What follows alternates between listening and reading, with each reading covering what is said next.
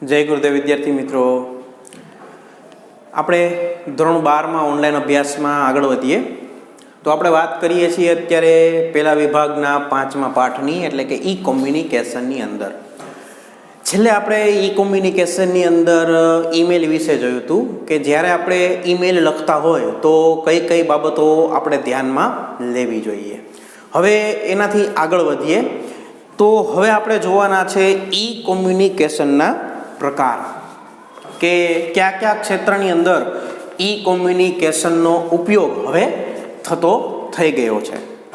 તો જો આપણને કહે છે કે ઇલેક્ટ્રોનિક ઉપકરણો અને ઇન્ટરનેટના કારણે માહિતી સંચારના ક્ષેત્રે ખૂબ જ મોટા અને ક્રાંતિકારી ફેરફારો થયા છે, કે આ જે ક્રાંતિ થઈ છે કોમ્યુનિકેશન ક્ષેત્રની અંદર એ ઇલેક્ટ્રોનિક ઉપકરણો અને ઇન્ટરનેટને આભારી છે, જેના કારણે અત્યારે આપણે આવા આધુનિક સાધનોનો ઉપયોગ કરી શકીએ છીએ. આધુનિકતાનો પ્રવાહ માહિતી સંચારના ક્ષેત્રોને વિકસાવી રહ્યો છે, એટલે કે માહિતી સંચાર છે એમાં દિવસે ને દિવસે આધુનિકતા આવતી જાય છે. નવા નવા આધુનિકતાના સાધનો, આધુનિક સાધનો માહિતી સંચારના આપણને મળતા જાય છે. ઈ કોમ્યુનિકેશનનો ઉપયોગ જુદા જુદા સ્વરૂપમાં અને જુદા જુદા ક્ષેત્રોમાં બહોળા પ્રમાણમાં થવા માંડ્યો છે. શું કહેવા માંગે છે કે ઈ કોમ્યુનિકેશન છે એ હવે અલગ અલગ ક્ષેત્રોની અંદર અલગ અલગ રીતે બહુ મોટા પ્રમાણમાં ઉપયોગમાં લેવામાં આવી રહ્યા છે. ધોરણ 12ના અભ્યાસક્રમમાં નીચે મુજબના ઈ કોમ્યુનિકેશનના પ્રકારો સમાવિષ્ટ છે. એટલે કે આપણા કોર્સમાં કેટલા સાધનો છે તો આપણે ઈ કોમ્યુનિકેશનના 9 સાધનો જોવાના છે. ક્યાં 9? તો ઈ કોમર્સ, ઈ બેન્કિંગ, ઈ લર્નિંગ અને વિડીયો કોન્ફરન્સિંગ, ઈ ટેન્ડરિંગ, ઈ ઓક્શન, ઈ filing, e booking, e stamping અને ઈ ગવર્નન્સ. આ 9 સાધનો જે છે એ આપણે આપણા અભ્યાસક્રમની અંદર જોવાના છે, જે આપણને ઈ કોમ્યુનિકેશન આ ક્ષેત્રમાં આવી ગયેલું છે, એનો ઉપયોગ થઈ શકે છે એની માહિતી આપે છે. તો આ 9 સાધનોમાંથી શરૂઆત કરીએ આપણે. સૌથી પહેલું સાધન છે ઈ કોમર્સ. હવે વિદ્યાર્થી મિત્રો, આ ઈ કોમર્સ શબ્દ જે છે એ આપણા માટે નવો નથી, કારણ કે આપણે 11મા ધોરણની અંદર આ ઈ કોમર્સ વિશે ઘણી બધી માહિતી મેળવેલી છે. બસ એમાંની જ થોડી માહિતી આપણને અહીંયા આપવામાં આવેલી છે. જો કહે છે કે સમય અને સ્થળના બંધન વગર ઇલેક્ટ્રોનિક માધ્યમોનો ઉપયોગ કરીને ઇન્ટરનેટના માધ્યમથી થતી ખરીદ વેચાણની પદ્ધતિને ઈ કોમર્સ કહેવામાં આવે છે. જે આપણો સાદો વેપાર છે, ખરીદ વેચાણની પદ્ધતિ એ જ છે, પણ માત્ર શું કહે છે કે સમય અને સ્થળના બંધન નથી અને ઇલેક્ટ્રોનિક સાધનોના ઉપયોગના મદદથી ઇન્ટરનેટના માધ્યમથી જે ખરીદ વેચાણની પ્રક્રિયા થાય છે એને ઈ કોમર્સ કહેવામાં આવે છે. અને અત્યારે તો લગભગ મોટા ભાગના લોકોએ આનો ઉપયોગ કરી લીધો હશે.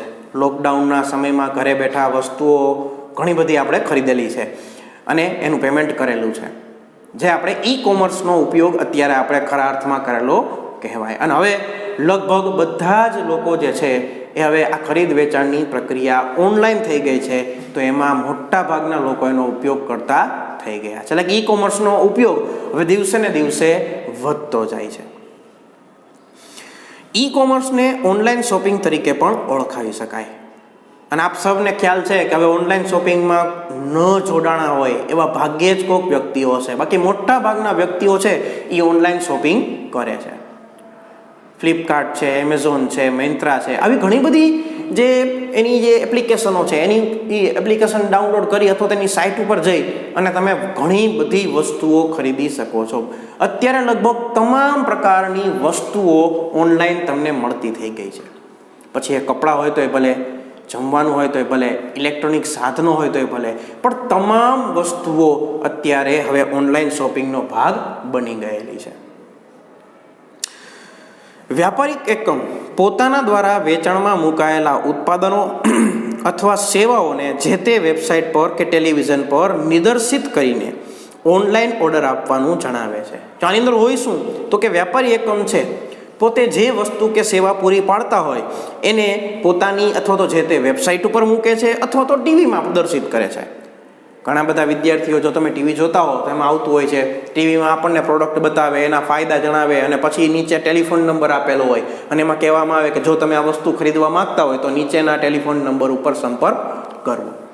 આ રીતે વેપારી જે છે એ પોતાની વસ્તુ કે સેવાને વેબસાઇટ ઉપર મૂકે છે અથવા તો ટીવીની અંદર પ્રદર્શિત કરે છે અને લોકોને વસ્તુ ખરીદવા જણાવે છે. વેબસાઇટ ઉપર જઈને મોબાઈલ ફોન એપ દ્વારા, ટેલિફોન દ્વારા કે SMS દ્વારા પણ આ પ્રકારનું ખરીદ વેચાણ થઈ શકે છે. કે મોબાઈલ એપ્લિકેશનો જે આપણે હમણાં વાત કરી, ફ્લિપકાર્ટ ને એમેઝોન ને, આવી બધી વેબસાઇટ ઉપર જઈ અને થઈ શકે છે. પછી મોબાઈલ દ્વારા તમે કરી શકો છો અને SMS દ્વારા પણ ખરીદ વેચાણ થઈ શકે છે. હવે આ રીતે જે ઓનલાઈન શોપિંગ થતું હોય, હવે આપણે એમ કે આપણે વસ્તુ ઓનલાઈન મંગાવી છે તો હવે એનું પેમેન્ટ કેટલી રીતે થાય? જે ઈ કોમર્સનો ઉપયોગ કરીએ છીએ આપણે, તો ઈ કોમર્સના ઉપયોગની અંદર કેટલી રીતે નાણાં ચૂકવણી થઈ શકે, તો જો એની માહિતી આપે છે કે debit card, credit card, online banking કે મોબાઈલ બેન્કિંગ અથવા તો કેશ ઓન ડિલિવરી દ્વારા નાણાંની ચૂકવણી કરી શકાય છે. જો અલગ અલગ આપણને નાણાં ચૂકવણીના ઓપ્શન આપ્યા કે તમે ડેબિટ કાર્ડનો ઉપયોગ કરી શકો છો. ડેબિટ કાર્ડ એટલે આપણું ATM કાર્ડ, એને ડેબિટ કાર્ડ કહી શકાય છે. પછી ક્રેડિટ કાર્ડ, પછી ઓનલાઈન બેન્કિંગ કે મોબાઈલ બેન્કિંગ, આપણને ખ્યાલ છે કે ફોન પે છે, પછી ગૂગલ પે છે, પેટીએમ છે, આવી બધી જે એપ્લિકેશનો છે એના દ્વારા પણ તમે પેમેન્ટ કરી શકો છો. અથવા તો COD, કેશ ઓન ડિલિવરી, એટલે કે આપણા ઘરે જ્યારે માલ આવે ત્યારે આપણે એને રૂપિયા દેવાના. આવા અલગ અલગ રીતે આપણે નાણાંની ચૂકવણી આ ઈ કોમર્સની અંદર કરી શકીએ છીએ. ઈ કોમર્સના કારણે વ્યાપારનો વ્યાપ વધ્યો છે અને ગ્રાહકના નાણાં અને સમયનો પણ બચાવ થાય છે. કે જો આપણે ઈ કોમર્સનો ઉપયોગ કરીએ તો આપણી પ્રોડક્ટને આપણે બહોળા સમૂહ સુધી પહોંચાડી શકીએ છીએ. કારણ કે માનો કે આપણે આપણી વેબસાઇટ તૈયાર કરી અથવા તો જે તે વેબસાઇટ ઉપર જઈને આપણો માલ સામાન મૂક્યો તો એ વેબસાઇટ આખા ભારત અને ઘણી વખત તો દુનિયાભરના લોકો જોતા હોય છે.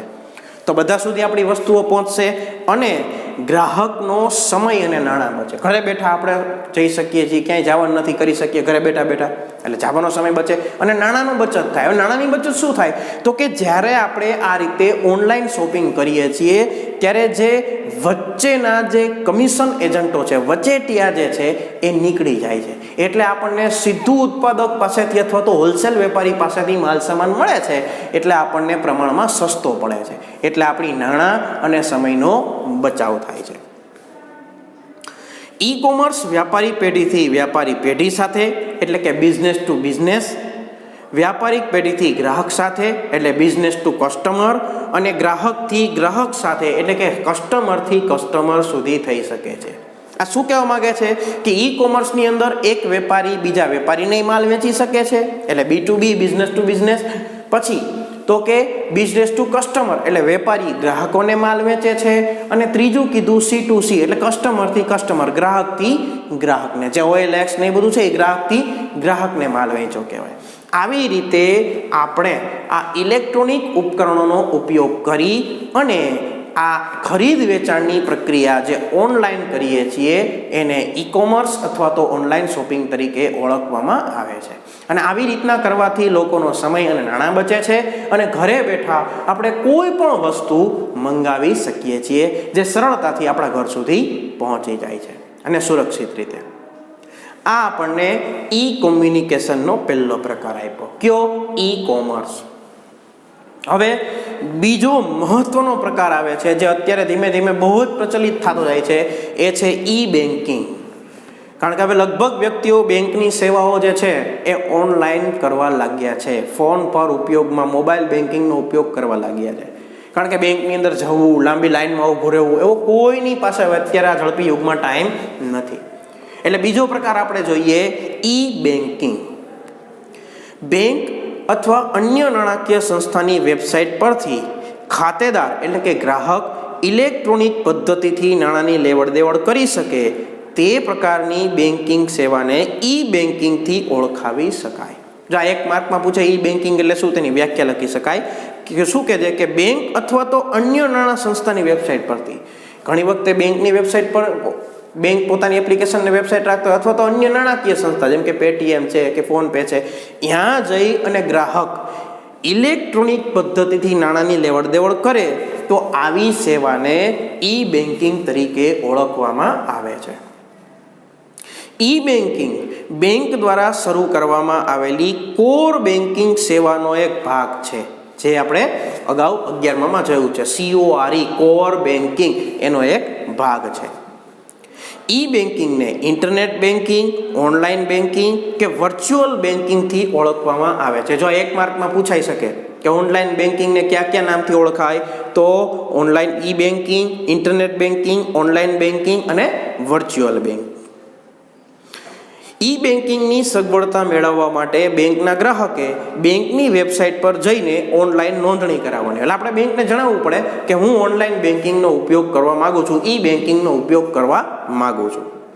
બેંક જરૂરી બાબતની ચકાસણી કરીને ઈ બેન્કિંગ માટે પિન આપે છે. એટલે આપણને એક પિન નંબર આપશે, જે પિન નંબરથી આપણે આપણું ઓનલાઈન એકાઉન્ટ હેન્ડલિંગ કરી શકીએ છીએ, જેના દ્વારા બેંકનો ગ્રાહક પોતાના નાણાકીય વ્યવહારો તે બેંક સાથે અને અન્ય બેંક કે સંસ્થાઓ સાથે કરી શકે છે.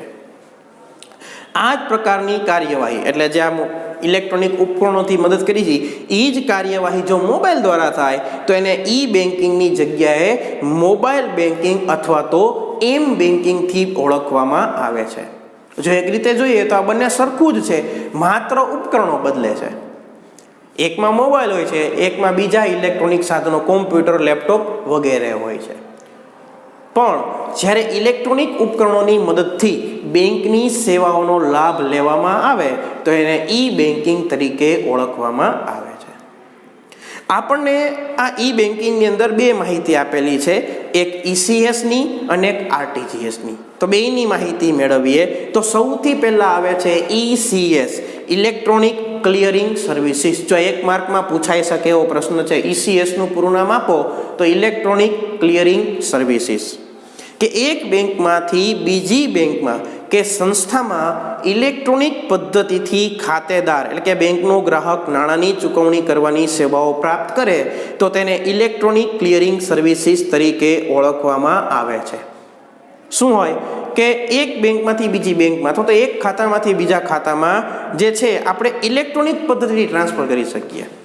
ઘરે બેઠા બેઠા ઇલેક્ટ્રોનિક પદ્ધતિથી આપણે એક ખાતામાંથી બીજા ખાતામાં ટ્રાન્સફર કરીએ તો એને ECS, ઇલેક્ટ્રોનિક ક્લિયરિંગ સર્વિસીસ તરીકે ઓળખવામાં આવે છે.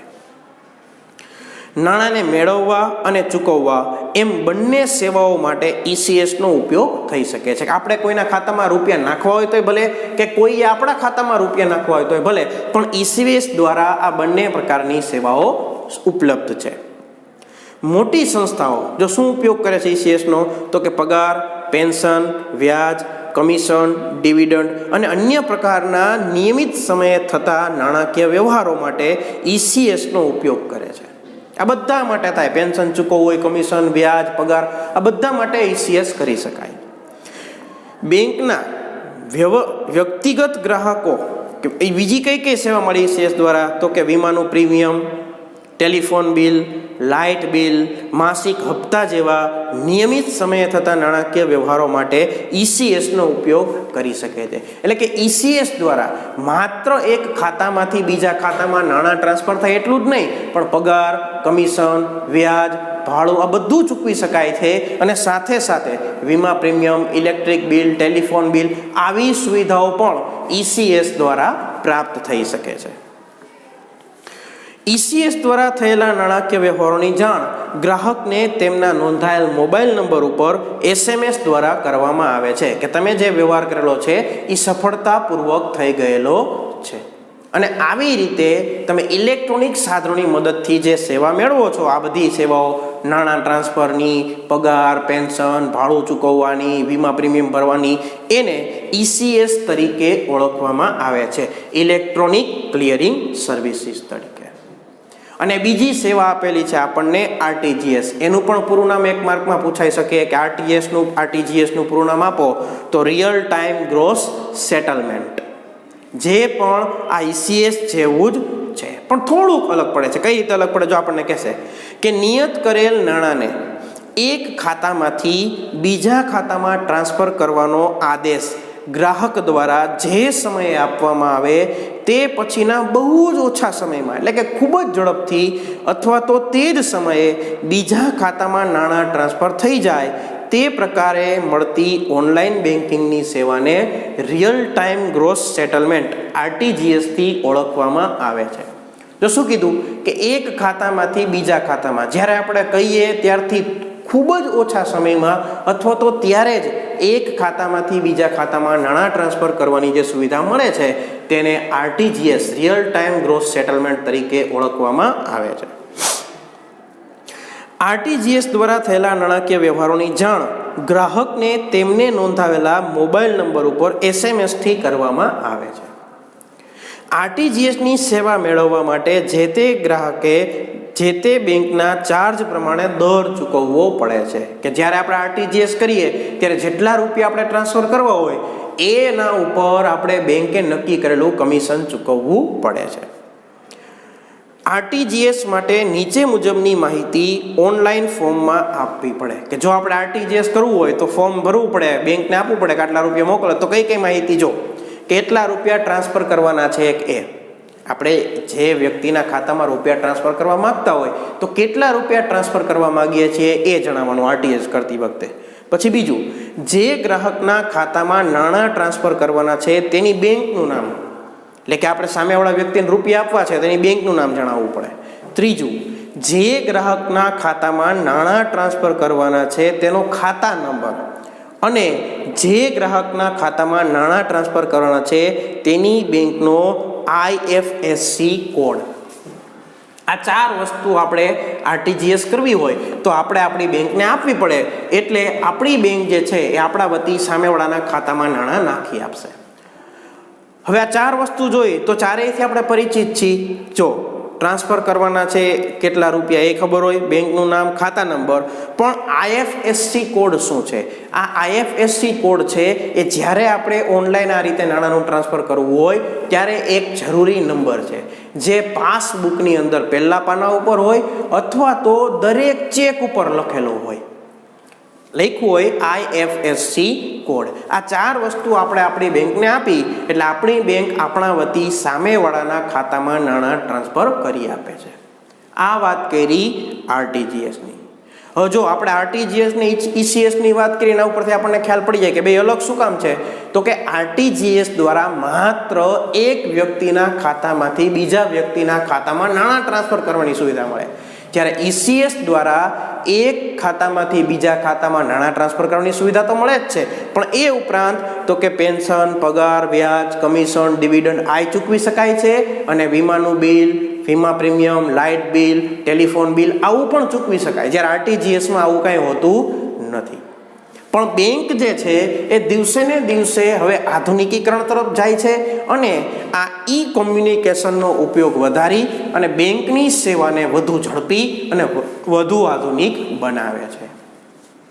આ આપણે વાત કરી ઈ કોમ્યુનિકેશનના બીજા પ્રકારની એટલે કે ઈ બેન્કિંગની, જેને બીજા ઇન્ટરનેટ બેન્કિંગ, ઓનલાઈન બેન્કિંગ કે વર્ચ્યુઅલ બેંકના નામથી ઓળખવામાં આવે છે અને જેની આપણે બે સુવિધાઓ જોઈ, એક ઈસીએસ અને બીજી આરટીજીએસ, જે બંને નામ એક એક માર્કમાં પૂછાઈ શકે. ઈસીએસનું પૂરું નામ આપો તો ઇલેક્ટ્રોનિક ક્લિયરિંગ સર્વિસીસ અને આરટીજીએસનું પૂરું નામ આપો તો રિયલ ટાઈમ ગ્રોસ સેટલમેન્ટ. આ રીતે આપણે ઈ બેન્કિંગનો લાભ મેળવી શકીએ છીએ. હવે આવે છે ઈ કોમ્યુનિકેશનનો ત્રીજો પ્રકાર, ઈ લર્નિંગ અને વિડીયો કોન્ફરન્સિંગ. પણ ત્યાંથી આપણે શરૂઆત કરશું આવતા લેક્ચરની અંદર. આજે આપણે ઈ કોમ્યુનિકેશનના બે પ્રકારો જોયા. એક ઈ કોમર્સ. ઈ કોમર્સ એટલે શું તો કે ઇલેક્ટ્રોનિક સાધનોની મદદથી સ્થળ અને સમયના બંધન વગર જે ખરીદ વેચાણની પ્રક્રિયા થાય છે એને ઈ કોમર્સ કહેવાય. અને આ ઈ કોમર્સ જે છે એના દ્વારા ઘરે બેઠા આપણે કોઈ પણ વસ્તુ ખરીદી શકીએ છીએ અને જેના નાણાંની ચૂકવણી આપણે debit card, credit card, online banking, mobile banking અથવા તો સીઓડી એટલે કે કેશ ઓન ડિલિવરી દ્વારા કરી શકીએ છીએ. અને આ ઈ કોમર્સના ઉપયોગથી બહોળા ગ્રાહક વર્ગ સુધી પહોંચી શકાય છે અને જે ગ્રાહક છે એના નાણાં અને સમયનો બચાવ થાય છે. અને બીજો શબ્દ જોયો ઈ બેન્કિંગ કે બેંકની સેવા જે છે, નાણાંની લેવડ દેવડની સેવા જે છે એ બેંક અથવા તો અન્ય નાણાકીય સંસ્થાની વેબસાઇટ ઉપર જઈ અને ઇલેક્ટ્રોનિક સાધનોની મદદથી થાય તો એને ઈ બેન્કિંગ કહેવાય, જેની અંદર ઇલેક્ટ્રોનિક સાધનોની મદદથી ઘરે બેઠા બેઠા તમે એક ખાતામાંથી બીજા ખાતામાં રૂપિયા ટ્રાન્સફર કરી શકો છો અને ઘણી બધી સુવિધાઓ મેળવી શકો છો. જેની અંદર આપણે બે સુવિધા જોઈ, ઈસીએસ જેમાં એક ખાતામાંથી બીજા ખાતામાં રૂપિયા ટ્રાન્સફર થઈ શકે, ઉપરાંત પગાર, પેન્શન, કમિશન આ બધું ચૂકવી શકાય, ઉપરાંત વીમા પ્રીમિયમ, પછી તો કે ટેલિફોન બિલ, આવા બિલ ચૂકવી શકાય તો એને ઈસીએસ તરીકે ઓળખવામાં આવે. અને છેલ્લે આપણે જોયું ઈ બેન્કિંગની અંદર બીજું RTGS, real time gross settlement, જેની અંદર એક ખાતામાંથી બીજા ખાતામાં રૂપિયા ટ્રાન્સફર કરવાની સુવિધા મળે છે. અને જ્યારે આપણે આરટીજીએસ કરવું હોય ત્યારે આપણે 4 પ્રકારની માહિતી આપવી પડે: સામેવાળાની બેંકનું નામ, એનો ખાતા નંબર, પછી તો કે એની બેંકનું નામ અને એ સામેવાળાની આઈએફએસસી કોડ. આટલી વસ્તુ આપણે આપીએ એટલે આપણા નાણાં ટ્રાન્સફર થઈ જાય. આ આપણે વાત કરી ઈ કોમ્યુનિકેશનના 2 પ્રકારની, ઈ કોમર્સ અને ઈ બેન્કિંગ. હવે પછીના પ્રકારો જે છે એ આપણે જોશું આવતા લેક્ચરની અંદર. વાત કરીએ આજના હોમવર્કની, તો આજના હોમવર્કની અંદર આજે આપણે જેટલું હલાવ્યું એટલું એક વખત વાંચવાનું અને ઈસીએસ અને આરટીજીએસ આ 2 ટૂંક નોંધ સ્વરૂપે લખવાના. ઈસીએસ અને આરટીજીએસ આ બંને લખવાના રહેશે. અહીંયા આપણે આપણા લેક્ચરને વિરામ આપીએ છીએ. અસ્તુ. જય ગુરુદેવ.